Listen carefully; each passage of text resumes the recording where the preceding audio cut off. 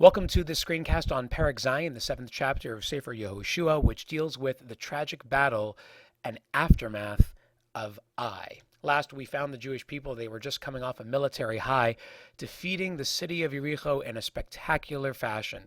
The Jewish people, led by the Kohanim, blowing on their shofarot, circling the city 7 times, brought down the walls of the city, which allowed them to easily enter, conquer the city and all of its inhabitants, and destroy all of the spoils of the city, its gold, silver, and various other assets, or so we think. More on that in just a moment.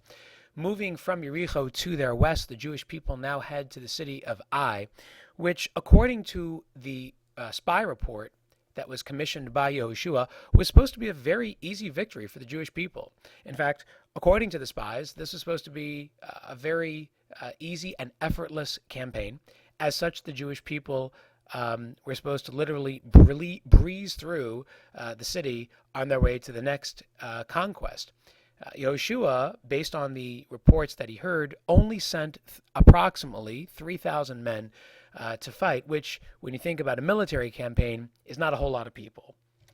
Let's pause for a moment and stop to think about some of the things that we've just learned. You can go ahead and pause the recording, answer the true or false question, and then continue on to the next question.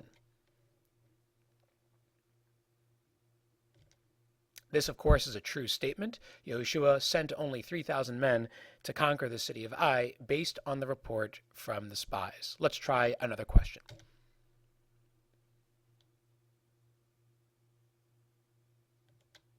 This, of course, is not a true statement. The spies told Yehoshua that it would be a very easy campaign, not a difficult one like Yericho, which was very challenging and required a lot of effort, even with the miracles.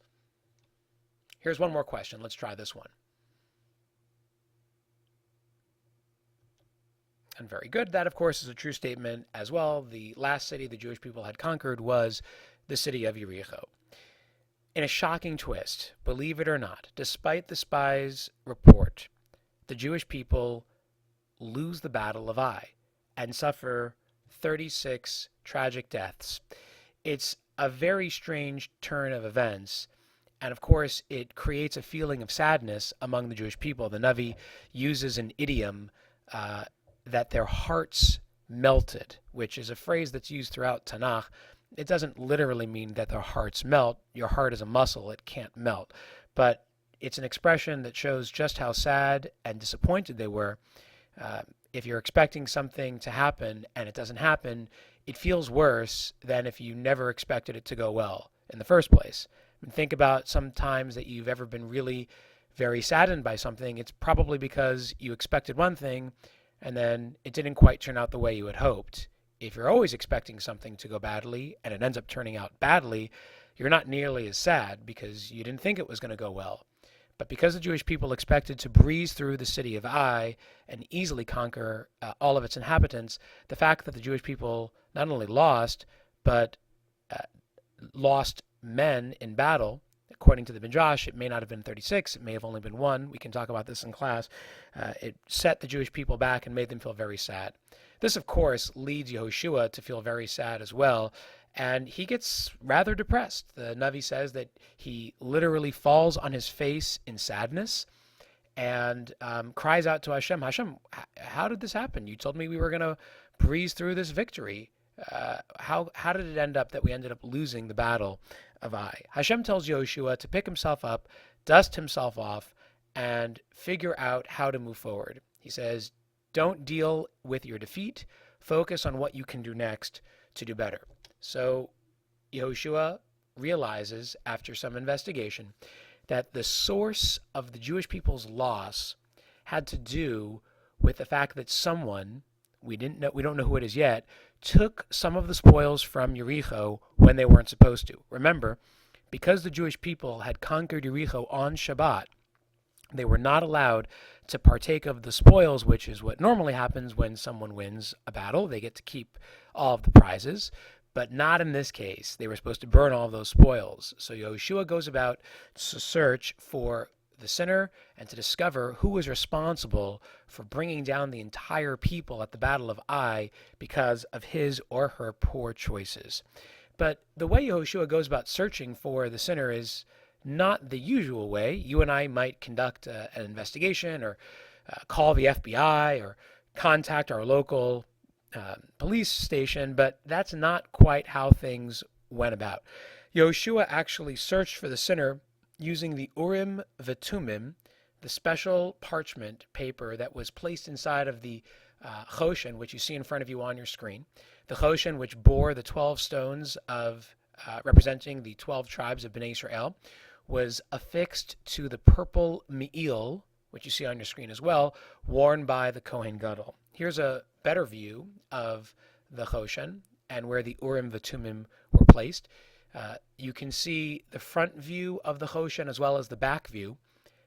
The Kohen Gadol would literally place this over his chest like a body of armor, so that the Choshen was literally placed over his chest. And where that red arrow is that little slip, that little slot, and you can even kind of see it on your screen, where a tiny piece of parchment which bore the special name of Hashem, what was known as the Shem HaMefurash, Hashem's very special name that no one was allowed to say, and that was placed inside of the Choshen, which the Kohen Gadol wore on him whenever he did the avoda.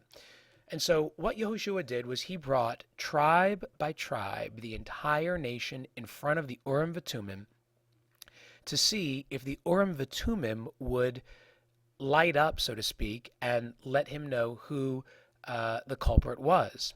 So he'd bring the tribe of Reuven, figuring that if the stone of Reuven, which is the red stone on the first row of the Choshen, if that stone grew dim, then that would be a sign that the sinner was from the tribe of Reuven. So tribe by tribe, Yehoshua brought the nation before the Choshen and the Urim V'Tumim. Reuven showed up, nothing happened. Shimon showed up, nothing happened. Levi showed up, nothing happened. Finally, Yehuda showed up, and the stone for Yehuda, which is the second row, the blue stone all the way on the right, that stone grew dim when Shevet Yehuda passed through, which was a sign that the sinner was from the tribe of Yehuda. Next, Yehoshua brought family by family. Of course, within the tribe of Yehoshua, there are many different families, all belonging to the same Shevet. To further narrow it down, he brought family by family before the Urim V'Tumim to see if one of the stones would again grow dim as a sign that the culprit was from that particular family. Eventually, the family known as the family of Zarchi, the Zerach family, which is one of the sons of Yehuda, that family was determined to be the family from whom the sinner came. And finally, within that family, individuals were brought before the Urim V'Tumim until none other than one individual managed to make the stones of the Urim V'Tumim grow dim, and that person was none other than Achan. Let's pause to stop and think about what we've learned so far. Go ahead and pause your screencast and answer the following question. This is a true statement. Yehoshua realized that the Jews lost the battle of Ai because someone took spoils from Yericho when they weren't supposed to. Let's try one other question here. Of course, Yehoshua didn't use the usual means of searching out for the sinner.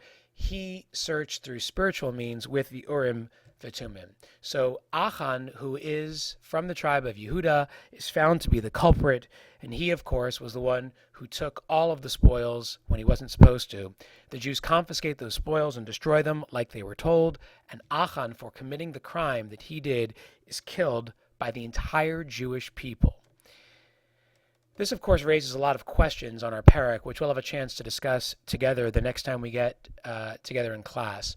The first question I think we need to talk about has to do with owning up for our mistakes. Once Yehoshua realizes that Achan is the one who took the spoils, he urges him to confess and to apologize for what he's done, which he does. According to the Midrash, the special paragraph that we have after Aleinu, Al Kain Nekaveh Lecha, begins with the words Al, with an ayin, Cain with a chaf, nekaveh with a nun. The Rashi Tevot, the acronym of those words, Al Cain Nekaveh, spells Achan, Ayin Chaf Nun Sofit. And our tradition holds that it was Achan who composed this prayer when he accepted responsibility for what he had done. What should we do when we make mistakes? How should we own up to them, and why is it important to own up to those mistakes? That's a question we'll discuss in our discussion groups coming up. We'll also have a chance to learn about the concept of communal responsibility. Why is it that the entire nation had to suffer just because of one person's mistakes? Is that fair? Why is it that the entire nation is responsible for one another? We have a well-known statement in Jewish tradition, Kol Yisrael Arevim Zelazeh, all Jewish people are responsible for one another. Why is that the case? And finally, what do these events teach us about how we should handle tragedy and disappointment? The Jewish people expected to breeze through the military campaign of Ai. Of course, that didn't happen, and it led to a very terrible and crushing defeat and crushed their expectations and led to a national state of depression, even among Yehoshua himself. Hashem, of course, tells Yehoshua and the people to not dwell on defeat, but to look forward to the next steps. What does Yehoshua do to show us the right approach to handling tragedy and dealing with disappointment? These are some of the questions that we'll answer together when we get back together in class. Thanks for watching this screencast, and I look forward to continuing the conversation with you when we resume next time.